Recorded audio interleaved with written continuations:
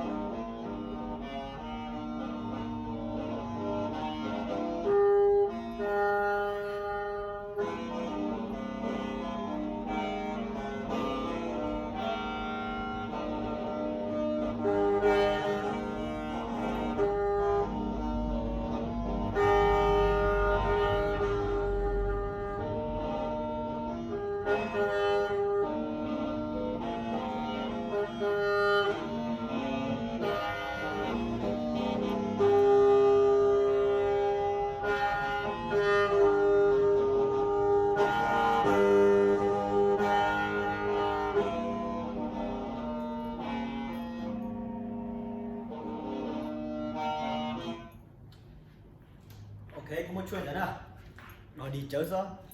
Thì là cái mình tụi mình có chút đó đi chơi nữa, như là chuyện tụi tôi sai này ok là một chuyện đó. Ở trên đó tôi đi chơi chuyện tụi đó. Em bảo thế chỉ để tôi đi chơi chuyện tụi lúc điều tiếp theo. Đi chơi chuyện tụi là bỏ nó là cupa nhiều lại nhiều sẽ theo. Ok. Cupa sang gặp bên tiền mình tụi mình nhiều lại của mua lúc đá lúc gió. Chỉ là cái canh theo các thứ thì giờ đi bắt kia thế nào, sắp thủ thế nào.